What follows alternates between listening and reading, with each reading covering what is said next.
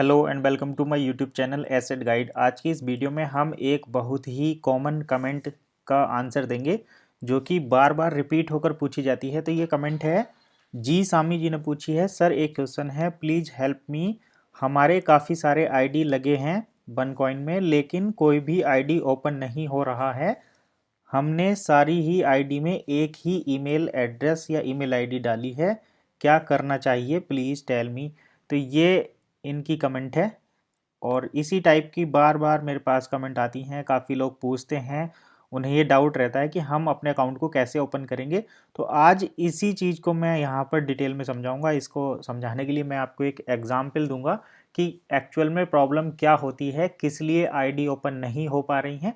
तो इन्होंने जैसे बताया कि इनके पास कई सारे अकाउंट हैं, यानी कि अलग अलग लोगों के अकाउंट हैं और उसमें एक ही ईमेल इन्होंने यहाँ पर डाली है। तो मतलब वो अकाउंट ओपन क्यों नहीं हो रहे हैं और उन्हें कैसे हमें ओपन करना है, ये चीज़ें आज हम यहाँ पर समझेंगे। तो चलिए मैं आपको एक एग्जाम्पल के थ्रू समझाता हूँ कि किस तरीके से इन चीज़ों को सॉल्व किया जाता है। तो आपको सही तरीके से समझाने के लिए मैं एक छोटे से ग्राफिक्स का इस्तेमाल कर रहा हूँ। ये मान के चलिए कि आपने जो आईडी लगाई हैं वो ये घर हैं, जो घर ये दिखाई दे रहे हैं ना हमको, ये आपकी आईडी हैं। तो इस आईडी पर आपने जो जितनी भी आईडी लगाई हैं सबका नाम अलग अलग है। जैसे मान लो कि एक फैमिली में 10 मेंबर हैं, 5 मेंबर हैं, या किसी फ्रेंड सर्कल में 5 या 10 मेंबर हैं और उन्होंने अलग अलग अपने अपने अलग अलग नाम से आईडी लगा दी। तो जैसे कि ए सिंह है, बी सिंह है, ये मैंने नाम यहाँ पर दिए हैं अलग अलग कि आपकी आईडी तो ये लगी हुई है जो घर बना हुआ है और आपका नाम ये है, आपका नाम ये है, आपका नाम ये है। इस तरीके से मान लीजिए कि ये 7 मेंबर हैं और इन 7 मेंबर के अलग अलग नाम हैं। तो अब आपने क्या किया, यहाँ पर केवल एक ही ईमेल आईडी दे दी है। हम मानते हैं कि हमने example@gmail.com सभी में लगा दी थी उस टाइम पर। और अब हम जब ओपन कर रहे हैं नए सिस्टम, नए प्रोफाइल एड्रेस पर मर्ज कर दिया गया है सिस्टम, तो उस टाइम पर हमें ओपन करने में, अकाउंट ओपन करने में कोई भी आईडी ओपन नहीं हो रही है। तो ऐसी कंडीशन में हम क्या कर, पहले तो हम ये देख लेते हैं कि रीज़न क्या है। तो रीज़न समझने के लिए मैं इसको एक छोटा सा एग्जाम्पल देता हूँ। इंटरनेट की दुनिया में आपकी पहचान दो चीज़ों से होती है, एक आपका नाम, दूसरा आपका ऑनलाइन एड्रेस। तो आपका नाम जो है वो तो आपकी केवाईसी से, यानी कि आपके आधार कार्ड से, पैन कार्ड से, इन चीज़ों से डिसाइड हो जाता है, जैसे कि आप यहाँ पर देख सकते हैं। और दूसरा रहता है आपका ईमेल एड्रेस, यानी कि आपकी ईमेल। तो इंटरनेट में आपकी दो ही पहचान है, आपका नाम और आपका ईमेल एड्रेस। अब हम जैसे ही ये नया सिस्टम पर मर्ज किया है पूरा बन इकोसिस्टम का प्रोफाइल, तो पुराना डाटा नए सिस्टम पर जब ट्रांसफ़र हुआ है, तो उस कंडीशन में क्या हुआ है कि एक ही नाम के जितने प्रोफाइल हैं उनको एक ही आईडी के साथ जोड़ दिया गया है। मान लीजिए कि ये सभी एक ही नाम के हैं। जैसे कि आपका नाम है, आपका नाम ए सिंह है या कुछ भी आपका नाम है, अगर ये सभी आपके अकाउंट हैं और आपका नाम सेम है, यानी कि यहाँ पर यही नाम सभी का होता, तो इन सभी साथ के साथ अकाउंट को एक साथ मर्ज कर दिया जाता और यहाँ पर आप एक ही आईडी से, एक ही ईमेल से इन अकाउंट को ओपन कर सकते थे, उसमें कोई इशू नहीं था। लेकिन यहाँ पर क्या हुआ कि आपने जितने भी अकाउंट ओपन किए थे, ये जैसे 1 2 3 4 5 6 7, 7 अकाउंट के अलग अलग नाम थे। इनका नाम अलग था, इनका नाम अलग है, इनका नाम अलग है, इनका नाम अलग है। और इसके साथ साथ आपने यहाँ पर एक ही ईमेल आईडी दे दी, यहाँ पर भी सेम ईमेल आईडी यही वाली दे दी, यहाँ पर भी आपने यही ईमेल दे दी, यहाँ पर भी यही ईमेल, यहाँ पर भी, यहाँ पर भी, यहाँ पर भी। तो सभी जगह एक ही ईमेल है। अब नए सिस्टम में क्या हुआ कि आपका जो सारी आईडी एक साथ मर्ज करनी थी, उस कंडीशन में, जैसे कि अगर हम ईमेल आईडी के साथ अकाउंट ओपन करने की कोशिश करते हैं तो सिस्टम को ये पता नहीं चलता है कि आप कौन से वाले अकाउंट को एक्सेस करना चाहते हैं, यानी कि आप जिस अकाउंट को ओपन कर रहे हैं उसकी वास्तविक ईमेल एड्रेस कौन सा है। तो इसी वजह से आपका अकाउंट जो है ओपन नहीं हो पा रहे हैं। इन अकाउंट को ओपन करने के लिए हर एक अकाउंट में अलग ईमेल आईडी होना जरूरी है। अगर हम नाम और एड्रेस के आधार से पहचानेंगे तो हम क्या चीज़ देखेंगे कि आपका नाम होना चाहिए और आपका ईमेल आईडी होना चाहिए। तो अगर आपका नाम और ईमेल मैच करता है तो ये आईडी आपको आपको मतलब आप इसे क्लेम कर सकते हैं, यानी कि आपके लिए ओपन कर दी जाएगी।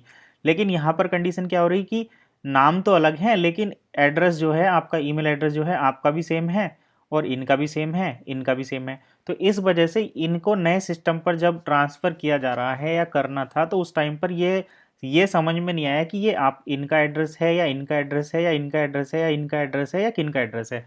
तो इस वजह से इन सारे जो अकाउंट हैं इन्हें जो है डायरेक्टली हम ओपन नहीं कर सकते, क्योंकि हर एक घर का अलग एड्रेस होता है। जिस तरीके से हर घर का एक अलग एड्रेस होता है, उसी तरीके से हर अकाउंट का एक अलग ईमेल होता है। तो आपको अपना ईमेल यहाँ पर चेंज कराना होगा, यानी कि आपका जो ABCD या example@gmail.com एक ईमेल एड्रेस इस अकाउंट के साथ कनेक्ट है, वो इस अकाउंट के साथ कनेक्ट नहीं हो सकता। इसके साथ भी नहीं हो सकता है, इसके साथ भी नहीं हो सकता है। अगर आपको अपना ये ईमेल इसके साथ कनेक्ट है, इसके साथ जो है दूसरा ईमेल यहाँ पर कनेक्ट कराना होगा, इसके लिए भी एक अलग ईमेल कराना होगा, इसके लिए भी एक अलग ईमेल। जितने भी अकाउंट हैं सभी के लिए आपको अलग अलग ईमेल आईडी कनेक्ट करानी होगी। ईमेल आईडी अलग अलग करने के लिए आपको यहाँ पर ईमेल जो है चेंज कराना होगा और चेंज कराने के लिए आपको support@1ecosystem पर मेल भेजना होगा, जो कि कंपनी का ऑफिशियल ईमेल एड्रेस है support@1ecosystem.eu, और उस पर आपको बताना होगा कि मेरा ये नाम है और ये मेरा अकाउंट है। आपको अपने KYC डॉक्यूमेंट भेजने होंगे। डॉक्यूमेंट में आप अपना आधार कार्ड ID प्रूफ के तौर पर और एक एड्रेस प्रूफ, जिसमें आप अपना पासपोर्ट या आधार कार्ड या ड्राइविंग लाइसेंस कुछ भी, अपना 2 डॉक्यूमेंट आपको भेजने होंगे, जिससे आपको ये वेरीफाई कर सके कि ये आपका अकाउंट है। उस बेसिस पर आप अपना नया ईमेल देकर अपनी पुरानी ईमेल आईडी को चेंज करा सकते हैं। तो ये है प्रोसेस। दूसरा अब हम देखते हैं कि अगर वहाँ पर आपको लगभग 30 यूरो की फ़ीस देनी होगी ये काम करने के लिए। अगर आप ये सोच रहे हैं कि हमें 30 यूरो की फ़ीस नहीं देनी, हम ऐसे ही ओपन कराना चाहते हैं, तो उसके लिए आपको थोड़ा सा इंतज़ार करना पड़ेगा। जब उधर से ऑफिशियली कोई इन्फॉर्मेशन आएगी, गाइडलाइंस आएगी कि आपका जो अकाउंट है, आपकी KYC के हिसाब से, आपके डॉक्यूमेंट के हिसाब से जो अकाउंट है, आप उसको क्लेम कर सकते हैं, तो तब भी आपको ऑफिशियली गाइडलाइंस दी जाएंगी कि आप अपने अकाउंट को क्लेम कर सकते हैं कि ये आपका अकाउंट है, और आप उसमें ईमेल आईडी चेंज करा सकते हैं, ईमेल एड्रेस चेंज करा सकते हैं।